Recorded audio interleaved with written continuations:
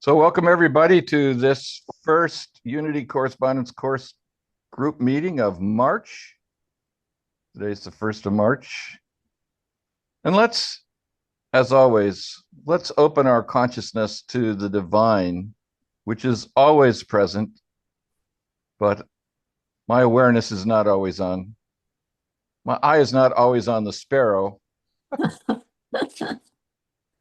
but his eyes are always on us. So let's just open ourselves, starting in the heart space. Feel that heart space opening wide. The door is opening and then disappearing. Noting there is only one presence, one power, one love, active in my life, active in this community, active in this world, in this universe. God the good, omnipotent. And we just let that sense of divine permeate our awareness. And as we stay in that sense, I'm going to invite Lillian to share with us the daily word for today. Illumination. I walk with faith along the path of light. Illumination. When someone gets a flash of insight or makes a sudden realization, it is often said that a light bulb has gone off.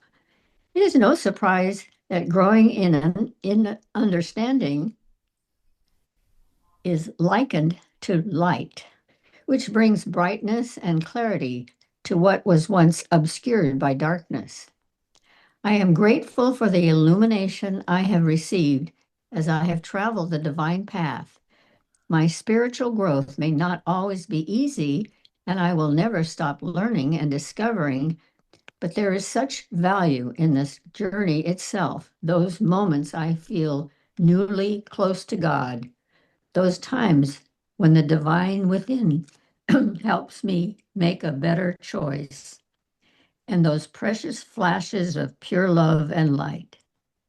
I welcome my ongoing illumination, knowing the light I seek is already within me.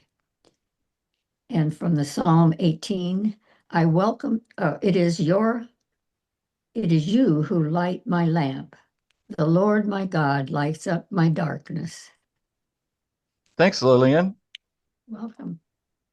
I walk with faith along the path of light. Let's affirm that together.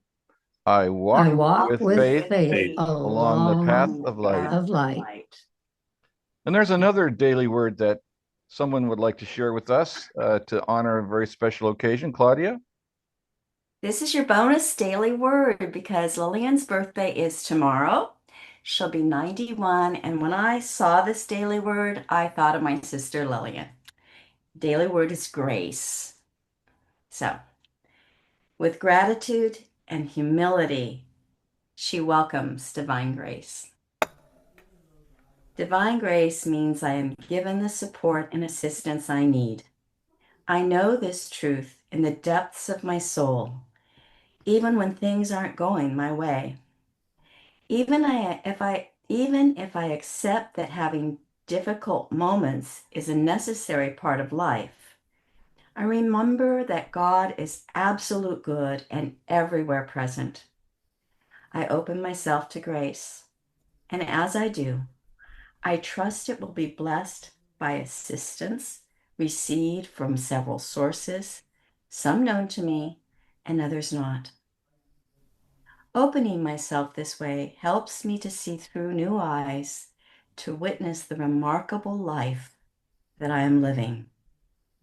With gratitude for grace in its many manifestations, I take stock of the fullness, joy, and love that surrounds me, and I remember how truly blessed I am.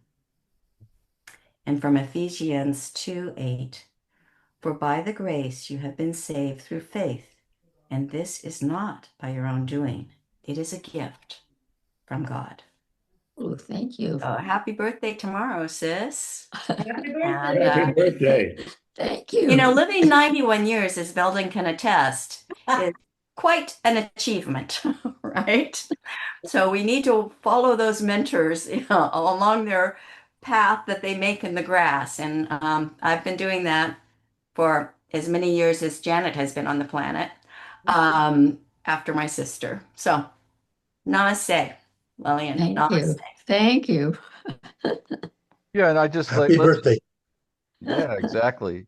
We acknowledge that you are a gift to all of us, Lillian, and so Oh, you are part of the grace in my life. So thank you very much. well, thank you.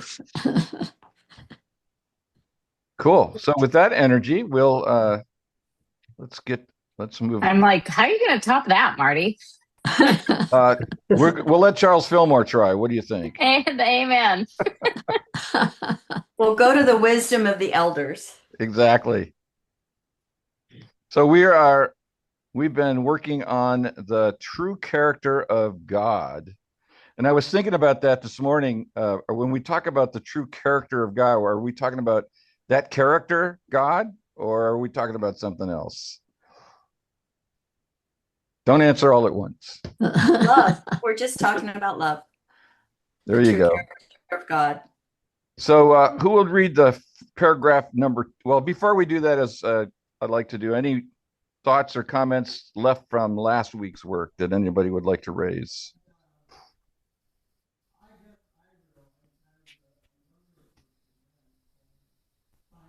I just want to say it's not that it wasn't profound. It's just that I don't remember. Yeah, that's okay. Janet? Okay, so I had this in my notes and I couldn't find it on the page from last week, but I wrote down that God is here for everyone in a variety of forms. And during the week, thinking about what shape the form that I live with takes, and I was looking back on these notes, and I'm really inspired to think that every single person on the planet gets their own God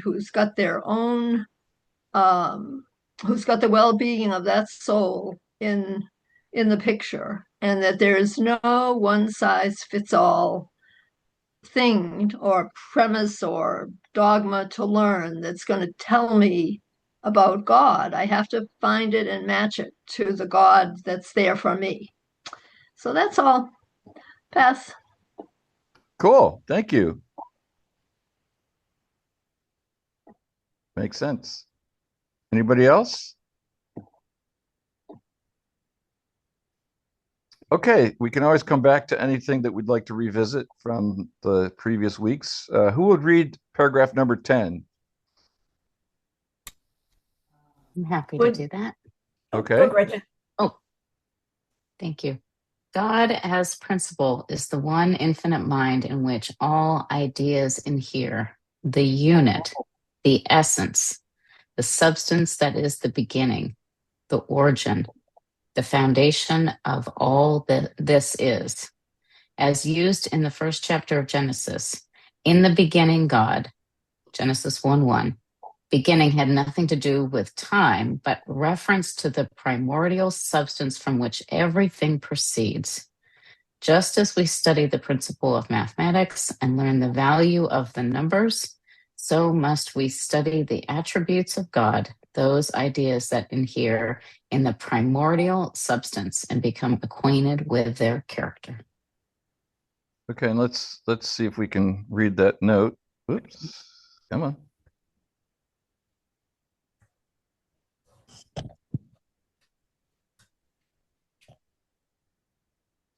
I think it's because you have that word highlighted. It can't. Yeah, There it goes. thank you. So note 1, would you read that? Yep. So must we study the attributes of God. We can know God only by studying God's attributes, which are divine ideas. Okay, thank you. Thoughts, comments? After that, we welcome each other as a representative of attributes of God. Your mic's a little muffled there, Leo. I don't know what's going on, just so you know. I can't get it to change yet. I'm sorry about it. Okay. We'll do our best to listen. Thank you. I think it's why we're all here. Well said, and welcome, Della. Other thoughts? You know, when it was being read, I said in the beginning, had nothing to do with time, but has reference to the primordial substance. If God is spirit, and then he refers to this primordial substance, I've been understanding that my substance is the illusion. So, am I reading that the illusion started in the beginning? I'm, I don't know how to carry that thought through to anything else other than what? Kind of like a wow. Yeah, okay, so that's an interesting point, John. And as we read in the first series of lessons, substance is a foundational word to unity thought. And substance here means essentially the stuff of reality.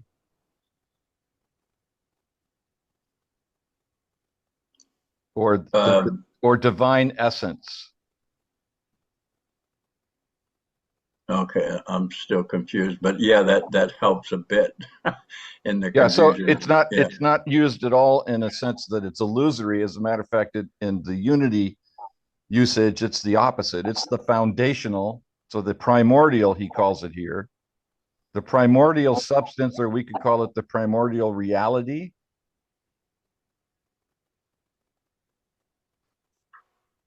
Okay, I'm gonna have to sit with this for a minute. Yeah, maybe there's something more, or I'll bring this up and go through what I missed and see what. Yeah, that's fine. Gretchen, go ahead. Yeah, I think to add on to what you're talking about, Marty, I think about the word substance that that I believe means to stand under, that the sub is the under and the stance is to stand. And so thinking about that which stands under everything that is. And sometimes I think about it as like the matrix or the humus, the humus, the ground cover that is this really teeming potentiality of life upon which all things spring from in the forest. So different ways of thinking about it, but it's that which stands under everything. As in foundation, or as in true foundation. And I think just kind of connecting maybe to a world in which you think about a lot, John, it's why I think it's why the big book of Alcoholics Anonymous talks a lot about basis, foundation. You know, in the first 164 pages, there are many, many words that are about the foundation of all things. And I think this is what they were getting at, is that there is substance beyond anything that is illusory. I'm thinking real fine substance, or almost not. Closer we get to God, the finer the substance. Absolutely. I mean, yes, I think you can talk about the quality of it in a lot of different ways. Leo? First of all, my sound better now? Because I think I found the origin of the problem. Yes, you do. Okay. Well, in the beginning, God, for me, is in the eternal now, being conscious of the principle of everything original. Just that. Okay. Thank you. Anybody else? Anybody other insights into substance? had a thought. It says in this paragraph, so must we study the attributes of God. Are we to know God only by how we identify him, like God is love, God is peace, God is comfort? Are we never to know God directly, or Well, what do you think? know him directly? I don't know. I never thought about this before, that we could only study about the attributes of God as primordial substance, meaning if we study attributes, we'll know what God is to us, I suppose. Yeah, and become acquainted with their character. Um, I guess I always thought I wanted to know God, not his attributes. But to know his attributes is to know God. Well, that's it. It's maybe a bit of semantics I'm mixing up here. I mean, to know, your attributes and how you show up, Diane, Yeah. is for me to know you. Huh. Yeah, I would like to chime in on that, Diana and Claudia. That is, I was thinking about raising the snake that is mentioned, and it looks for me that somewhere in Genesis it says that God ordains the serpent to crawl over the earth, but crawling means being in a two-dimensional world. Yeah. And raising awareness of the attributes of God makes that we look at things in a more dimensional aspect of whatever is right now observed. Thank you. That's interesting. Because, see, I was going with the 12 powers. I was just limiting. I was thinking that to know God is to experience the 12 powers within you. Isn't saying to know God, isn't that to know yourself? Because if you consider from what we've often heard that I am, then that makes each one of us uh, our own. Each of us are essentially God, and that was, I think, what Jesus was trying to teach us about our lives and but we're here. But then when we take this a step further, when our physical bodies pass on, and we go on to something else, and that becomes energy, and so now it all becomes very confusing. I was with you right up until the end. Well done, Belden.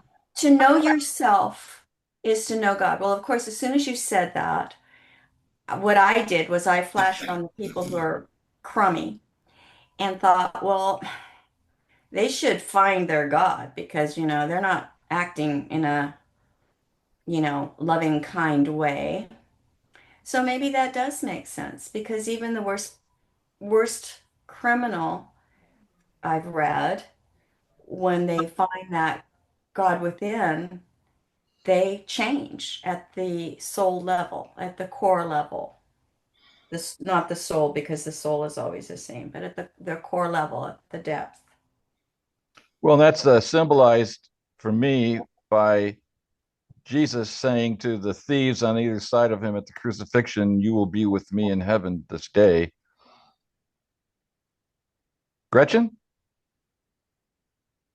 I really love what you brought up, Diane, and in terms of, what's the difference between attributes, studying attributes of God and knowing God. And I think that in so many ways, it's like that is the fundamental question, is how, in what ways and in what form and in what experience do we know God? And so I just went back to the word know, K-N-O-W, to look at what is it saying? Because if I'm to know God, what is it telling me to do in that knowing? And it says its origins are about recognition and identity.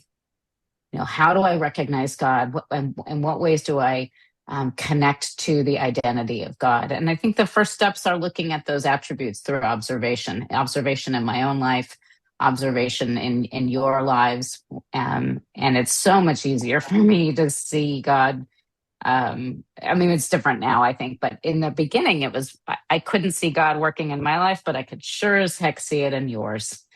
And that gave me peace to know that God is.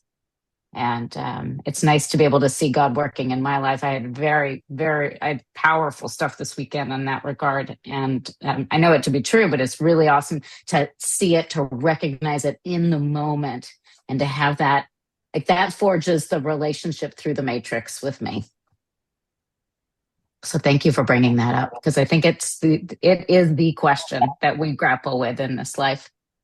And I think it is the question for this whole lesson.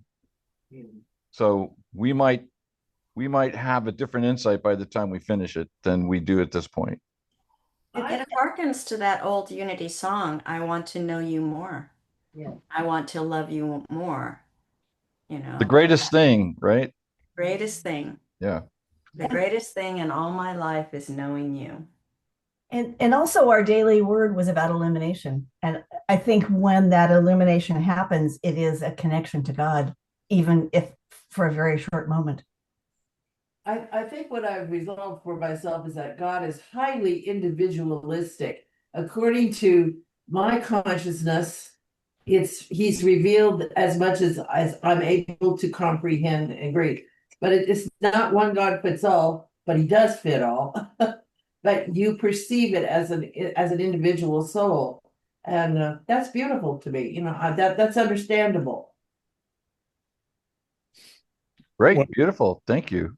If you look at all the souls on earth and look at the lessons that we're going through, then each one of those people within themselves, God expressing themselves, and that we, by the interconnection that we have with different people, is the example of what we're talking about here. So this is essentially, I think, going into the individual understanding of God within ourselves, but this could be applied to anybody else as well.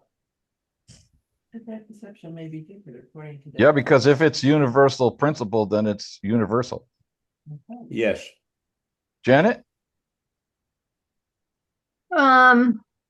So when I first came across the idea of divine indwelling, or that infused contemplation body of knowledge, work, whatever, I hung on to the idea that the God indwelling, or the Christ consciousness, or whatever, that it was going to be the catalyst to, like, wake me up to what there was about my personal journey and my growth and change that was not what I thought it was, but to give me a better goal or a better understanding of what I was trying to reach or understand. That it became like carrying a tutor or a prompt.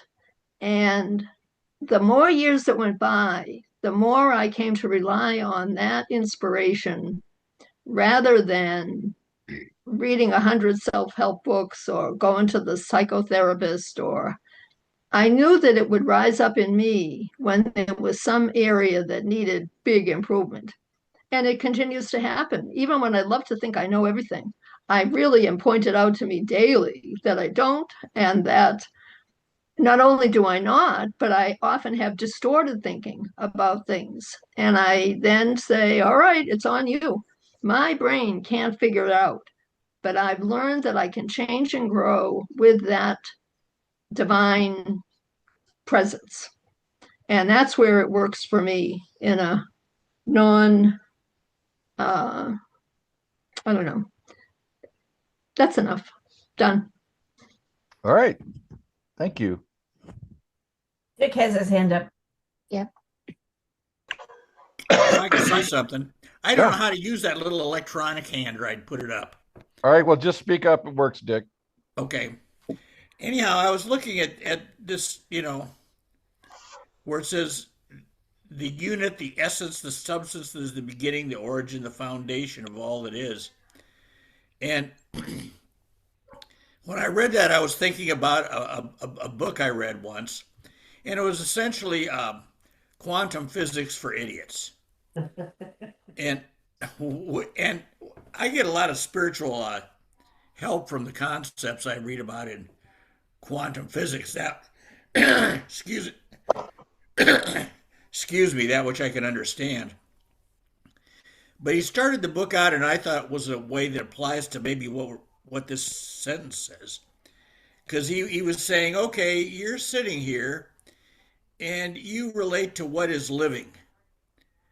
And you define living as what is actually aware of you and you are aware of, and what you interact with and all that, which is true. But he said the thing is you don't really know what all applies. For example, he says, like, like I'm looking at you guys and hearing you, and you're living by my standards. But he says the table that my computer is resting on is also living, because everything is made up of molecules, which are made up by atoms, which is the basic everything. And in metaphysics, they talk about the parts of atoms, what's inside them. In other words, and what is like, protons, etc. And these aren't actually things. They call them subatomic particles, but they're not things. They're units of energy that operate separately. But he said the thing that's interesting about them is they do interact. They interact with each other, and they also interact with the scientists that are studying them. That was how quantum physics was born, was they found out the experimenter could affect how the experiment goes because these particles would respond. And he says, if you use that kind of thinking, then everything is alive. And the essential substance of everything is what makes up atoms, and you're in touch with it. In other words, my hand is on this table, and somehow it knows it. It's not just me that knows it because I can feel it through my feeling. It knows it according to quantum physics. So if I expand this idea of what substance is to be the basic makeup of everything in the universe, and it is aware of me, that's kind of how I think in terms of God. Instead of being an entity that I could get in touch with or whatever, like I would a person. It's an entity that's already within me and in touch with me and in touch with everything I do and encounter. Just a thought. Thanks. Thank you. Hey, Dick, I really like that. And I liked your dummies, quantum physics for idiots. dummies, because it really, to me, that explanation explained why manifestation works. You don't need God to manifest things in your life. But quantum physics does explain, since all is substance, how that works. And if you get to manifestation in your life through the concepts of principles of God, yay. But you can also get there without believing in God providing for you. You can get there from just, quantum physics. But what is quantum physics but what God? So, thank you for that explanation of quantum physics. Well, it's kind of interesting in the sense where, there is a gazillion things going on in my body right now, of which I have no conscious awareness. But as the atoms in my body making up the molecules, they know what they're doing. And what I'm thinking of is my relationship with God as being like that, hopefully. That the energy that is the presence of God within me, which to me is the energy of a subatomic particle, say, that if that is happening naturally without my awareness or my organization, maybe I can trust God to run me in an even bigger way, like how I act externally or how I perceive things in the external. not just what's going on that I don't see. I don't know if that makes sense. So, in other words, it's not a matter of I have to work at it. I'm hoping that it's already there and I can relax into it in a bigger way than I've naturally done before. Well, Dick, when you mentioned energy, then the everything is energy, and some things that I've been reading lately, the idea that when our physical bodies pass away, our soul is part of that energy, and that energy then is what we're all connected to, which I think adds strength to what you're saying. Well, and it's what this paragraph is claiming. God as principle is the one infinite mind in which all ideas inhere. So inhere are naturally part, the unit, the essence, the substance that is the beginning, the origin, the foundation of all that this is. Ask and it shall be given to you. Seek and you shall find. Knock and it shall be opened unto you. Yeah, Gretchen. I mean, I love what Diane started and Dick brought around on his thoughts, because I think the spirit of what you're talking about, Dick, is these things are happening whether I see them or not. But a whole other level of power happens when I recognize, when I identify with, when I know God, whether I take it from the quantum angle or the kind of religious pure spirit angle. When I know, a wholly other experience happens, but it's happening whether I recognize that or not. And the value that what we are doing here is connecting with the ways in which we recognize or recognize or think again about God and put those pieces together. And for me, that's Mary at the tomb, and there's this guy who's the gardener who, in her mind, who she doesn't know he is until he calls her name. And then immediately she hears and she sees and she knows, and how powerful that is. Thank you. Thank you. Mhm. Thank you. Going back to what Diane said, then based on what you just said, Gretchen, one of the fundamental principles of quantum physics, which Dick referenced, is that the observer determines what is happening. So the notion in the quantum is that all reality is virtual until it's observed. And then when it's observed, it collapses into something specific. And what's missing is it collapses into something specific based on, in part, the desire of the observer. So going back to what Diane said, God is that which each of us focuses on and observes, even though it's also the quantum foam. It's the substance. It's the universal substance that can be molded. This goes to what Claudia was saying. This can be manifested based on our own individual desires and thoughts and wants. We didn't know. So it really matters what we desire. Yeah. So we didn't know here that we were all quantum physicists, did we?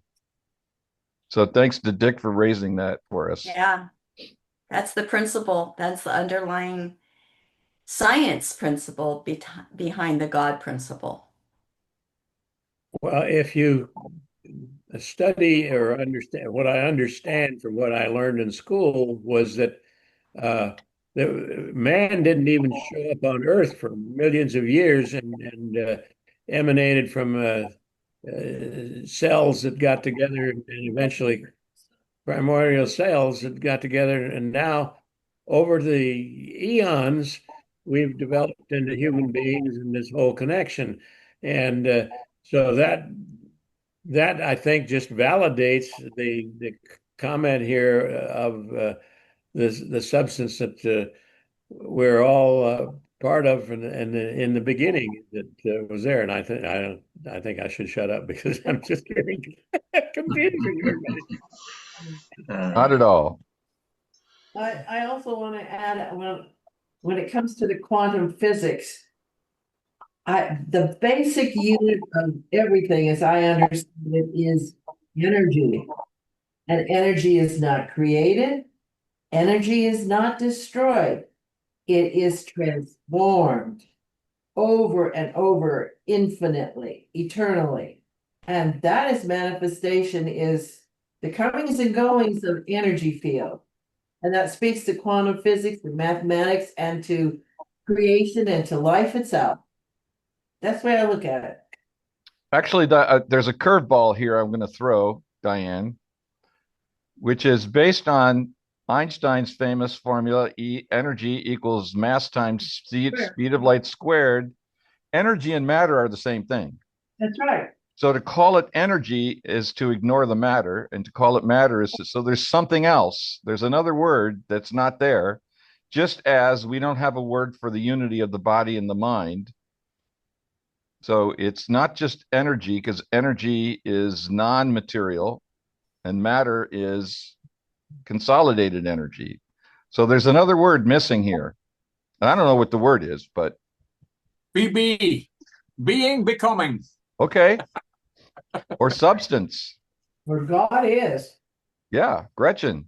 Right. Well, I think, and just tailing on Diane's point and bringing it back to where Della reminded us and Lillian started us, that illumination, that the light turning on is that moment of that transformation or the transfiguration, that Jesus, quote, lit up.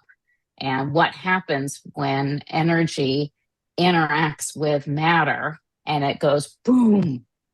And we see those lightning moments, that lightning rod moment, and how everything changes when the lights are turned on and we can see. St. Paul falling off the horse. Yes. Well, then that makes all of us are just matter. Or just energy. We're just energy. Well, which is divine. They're one and the same. Yeah. Yes. Aspects, attributes of. Well, that power of substance and spirit coming together and making it happen. Well, that makes all of us love. Make matter the verb. All of us matter. And all of this from one paragraph. Well,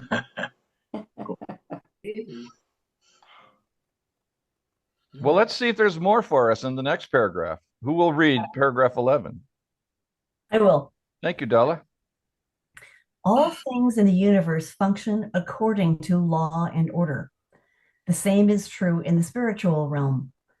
God as principle is that fundamental truth or law from which all other laws or principles proceed, and which from the beginning is of God's very nature, absolute good. God as principle is impersonal in his action, in producing an effect for every cause. Man may study the principle of mathematics until, like Einstein and others, he becomes a wizard at unfolding and solving its intricacies. The principle of mathematics then becomes such a personal thing to him that it reveals to him the answer to any mathematical problem. Would you go on and read the 12? Because I think they're connected. Through meditation, concentration, prayer, and the silence, we associate with ideas that inhere in the mind substance that we call God.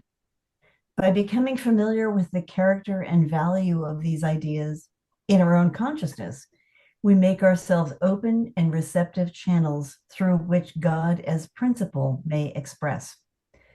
When we know spiritual values and spiritual laws, we will know just how to interrelate, apportion, and make righteous use of divine ideas. Then we are able to work wonders in handling any situation that arises in life. Since God is principle, In this capacity, he moves as law or the governing power in all creation. Not until we have consciously woven divine principles into our human consciousness can we be sure of our results.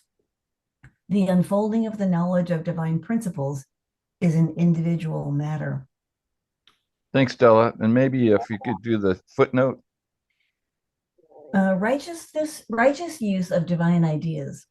Righteousness is a personal, trusting relationship with God and God's ideas.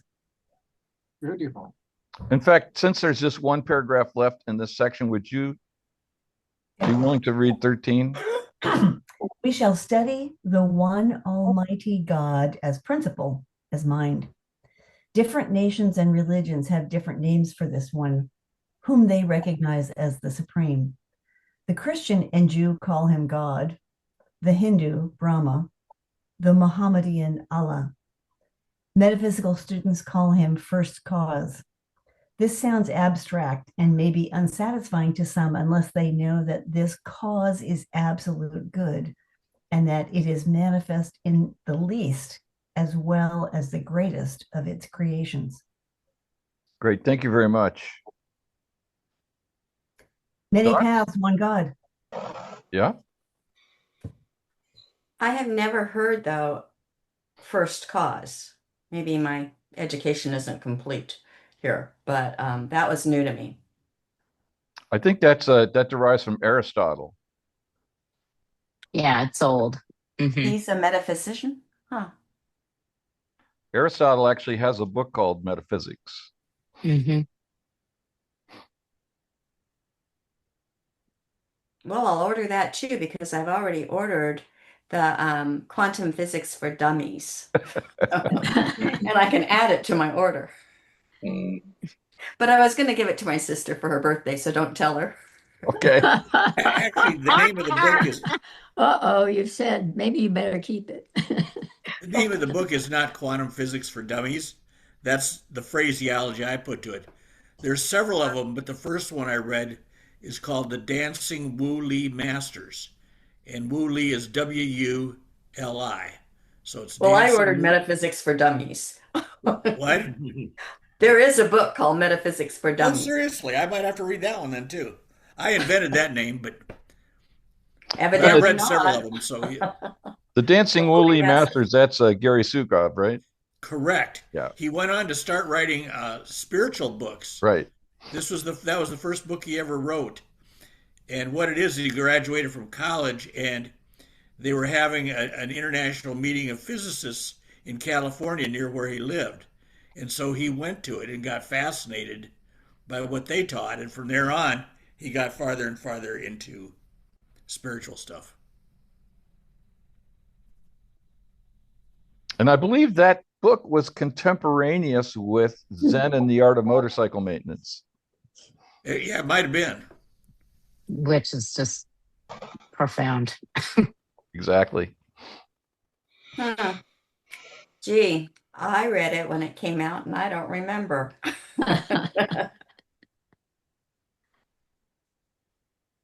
So any reflections or anything in these 3 paragraphs stand out, or anything not make sense?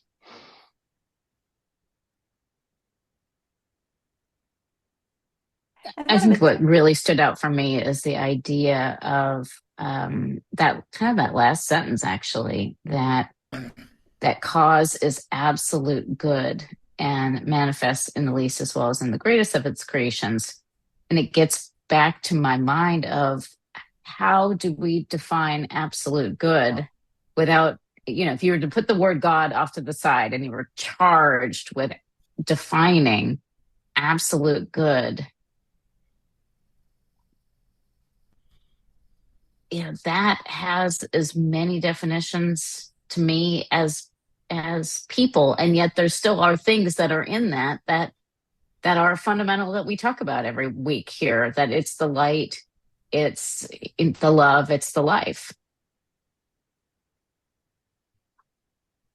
Thanks, Gretchen. That's what I got. I've been struggling that all week, looking at the actions of POTUS And at first, I was looking at it only from an external way, but this meeting here made me realize that I'm studying the 12 powers within myself. And okay, I can pick up the news and look at the actions and talk about it and have my opinions, but it's better to internalize that and get on with myself.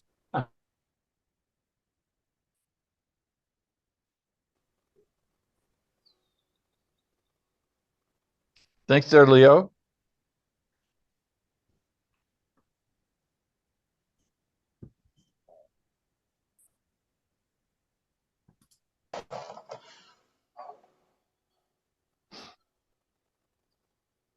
Something that stands out for me is this. This is a regular injunction to us that we can approach the divine basically through meditation, concentration, prayer, and the silence.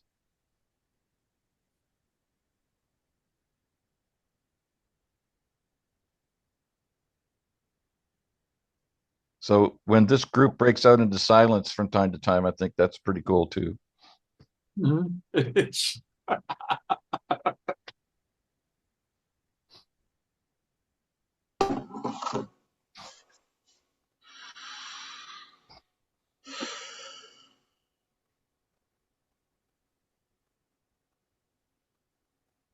While everybody's being silent here, I've been thinking, and that gets me in trouble a lot of the time. I love it. If you look at the nucleus of just this group, and we're all approaching an understanding of God, and if we understand all that we've been reading and then adhere to it in our life, this is also an example of what every human being on earth must do to understand God.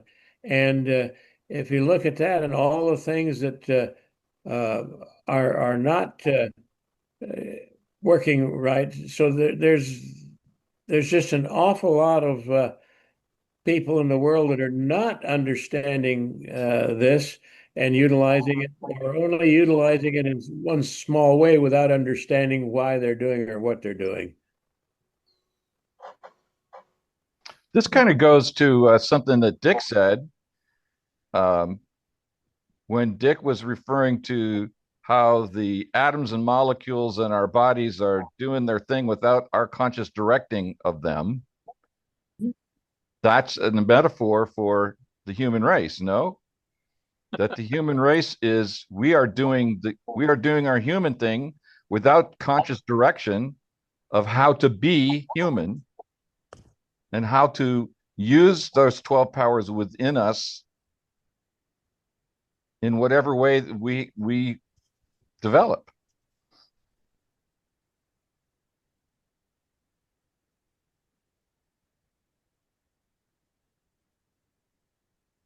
That's kind of the angle I was going for, if I'm understanding you correctly. The idea that I do not have to figure God out. Yes. I have to surrender and trust that God will work in me in more ways than just having my heart beat and my lungs work.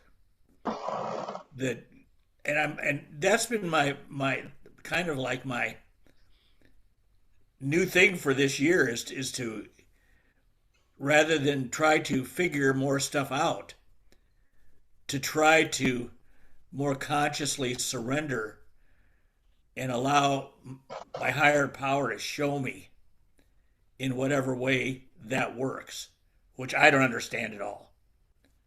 But the idea for me right now is to try to be open to that which I don't understand. And I'm not saying it's right. It's not like I'm saying, hey, here's the way, guys, or anything like that. But that's how I'm interpreting it. That if God can make me function physically, he can also make me function spiritually and emotionally, I believe. And that all those things are united in the organism that is a human being. Right. It's already built into me. Right. I just don't know it. Yeah. And don't need to. Right. I really appreciate what you've said, Dick. And I've been sitting here thinking about some other things. I'm finding now everywhere I go, I start to go into a store and somebody holds the door for me. And, it's obvious if they look at me that they realize that I'm not 21 years old. But what is it about all of these people and their connection that realize they're doing something to be helpful to me? So is that not again a manifestation of the quantum physics and so forth that you're speaking of, Dick? I don't know. In my case, I think it's just because I got old enough to start doddering and they notice it. Yeah. Amen.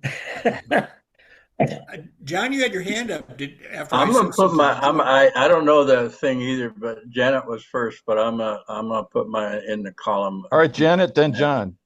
Thanks, John. Mm-hmm. Good, simple-minded before John. It really cheered me up to hear Dick make the statement he just made, because it came back in a full circle to, okay, so here's this smart guy that is reading books about quantum physics, but he just said really what I said a little while ago. And it makes me it made me brave enough to ask the question, because I almost backed out of this group of maybe a month or 6 weeks ago, because I really just felt my brain wouldn't work hard enough or smart enough or fast enough to get involved in the quantum physics thing and the science thing. I thought, you got what you got. It's working for you. You don't have to show up on Sunday and leave feeling shameful that you don't understand what they're talking about. And I don't, am I missing the boat that there is an important reason to understand the scientific possibilities around the idea of God? Am I really like shortchanging my own spiritual growth by not being willing to even try to learn or understand that aspect of it? So it's a question. Does it matter? It says Or is here, it individual? it says here, I just highlighted this. The unfolding of knowledge of divine principles is an individual matter. So Okay, so what the book works? says it. Do you believe it? Well, I just interpret that to mean what works for me may not work for you. And what was it, Della? You said that was it many rivers? What is the phrase you had? Many paths, one God. Yeah, many paths of one God. And I think there are people in the world whose brains work a certain way. And so quantum physics helps them make sense of things. But there are lots of other ways to see it. And so you have a different thought path. So it's not right or wrong or good or bad. Correct. It just is what it is. Yeah. It either works or it doesn't. Janet, I heard somebody a long time ago give the definition of energy and the definition of God, and they were the same. So the science definition of energy can't be created or destroyed, changes form, God. Then the spiritual guy says, what is God? Energy can't be destroyed, can't be created. Same explanation. So that meant something for me. That like put something together for me, which was helpful. And that quantum field of potentiality, like tapping into God's source, or it does make sense to me, and it helps me. And I don't understand the whole like E equals MC squared and all that. I don't get into that. I get into the one part that makes sense to me. Well, as a stimulus for Janet, I think Jesus somewhere said that I'm not doing miracles, I'm doing the law. And I will make sure that every bit of the law is being executed. And I think finding out how that things work comes sort of as a duty. I'm not saying it should be intense, for everyone in the same way, but I think being curious how things works for me. I'll put it that way. Thank you. Go ahead, Claudia. Well, I was just noodling here and thinking that in response to Janet, there's many books that I've read, like, Zen and the Art of Motorcycle Maintenance, that I don't recall. But what this group does for me is it just sparks thoughts. And some days I don't even remember what we're reading. And some days it's like, gosh, yeah, aha, aha. So, I don't know, it's an hour. It's an hour out of how many hours there are in the week that remind me of who I am at that higher level. And sometimes I get that in meditation, but often I don't. But this group does consistently. And then to Veldon, you sparked something that I just read by Jack Cornfield that I put in the chat. I know it's way too long, but people are opening doors, holding doors open for you because they're expressing love and compassion. And it's only because you have expressed that and you're drawing that to you. I mean, that's, not only, I shouldn't have used that word. And I think it's because that is who you are. And so you're drawing that back to you, what you reap. What you sow, you shall reap. That reminds me of a principle that John and I use in our intentional living work, which is that people treat me the way I want them to. Yeah. John. I had a couple things in the reading through meditation, concentration, prayer, and then it says, and thus silence. Like it put that as, it could read through meditation, concentration, prayer, and silence, but it doesn't. It says thus silence, which stood out for me. And then further, the word in here may be typical of the time period. I don't know, but in here told me the where. That's what I'm hearing, in here. That's what you're hearing? Yeah, you could go there too. But that told me the where of, and then I'm gonna, my first statement was about primary. What I got from this conversation is have the experience, and then we'll see what happens. I'm gonna have this experience and grow. My intent is to grow and expand, so I'm gonna have this experience and then come to a deeper understanding. And then those two things stood out for me, and the silence and in here. Ideas that in here in the mind. Anyway, that's just my thought. Thank you. Yeah, Dick. Well, I think kind of what I'm hearing, certainly from me, but I think from others, is it's like we all want God. How do we do this? Right? Isn't that what it boils down to? Mm-hmm. And I remember it was a little over a year ago, maybe a couple of years. And I was so frustrated with this deal about how does it work? How does this God thing work? And what I finally decided, I thought about it, I read about it, I did all kinds of stuff, and I didn't seem to be getting anywhere. And finally, it was in a day of frustration, but I remember this prayer, and it was, God, I intend to let you show me how you are, and I intend to let you show me how you want me to relate to you. Mm-hmm. And things started to change for me after that. And I'm a big fan of intention, and I'm not going to go into that, of course, because I'm a rookie at that. But since then, it's been the idea that I'm counting on God to do this. And, my prayer isn't like, God, I want you to show me how you make my heart beat. But it's the same principle. God, I want you to show me how you want me to relate to you. And what I'm learning so far, it seems, is back off and surrender. Well, that's not good news, but in a way it is, because the only way I find out it works is to try it. Just like if I want to know there's gravity, just step off my balcony.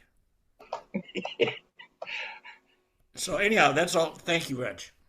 Dick, you made the comment to back off and surrender, and we've all often said, well, let go and let God. In other words, whatever issue we're having, we just put it aside and let God take care of it.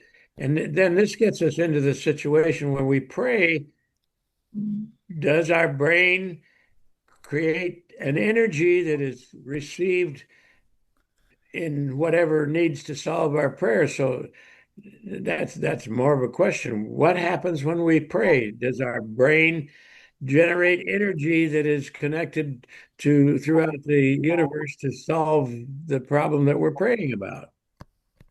Well, that's the cliffhanger for the end of this week. Thank you very much. I'm glad I could help. And as you can see, next week we're going to start looking at maybe some insights from our teacher here, and we go to the God within. So I want to thank everybody. I hate that we have to end it, but all good things must come to an end to make room for the next good thing. Plus, And, our brains are full. Exactly. And so before we wrap up with our prayer for protection, again, I want to honor Lillian and happy birthday to you tomorrow. And Thank you. and thanks, Claudia, for getting us a jump on the grace of tomorrow's daily word. And so we'd like to finish, as always, with our prayer for protection. And so I just offer us to share that together.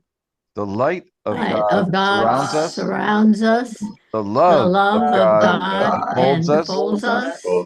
The power of God protects us. protects us. The presence of God watches over us. Wherever we are, God is. And all be well. Is well.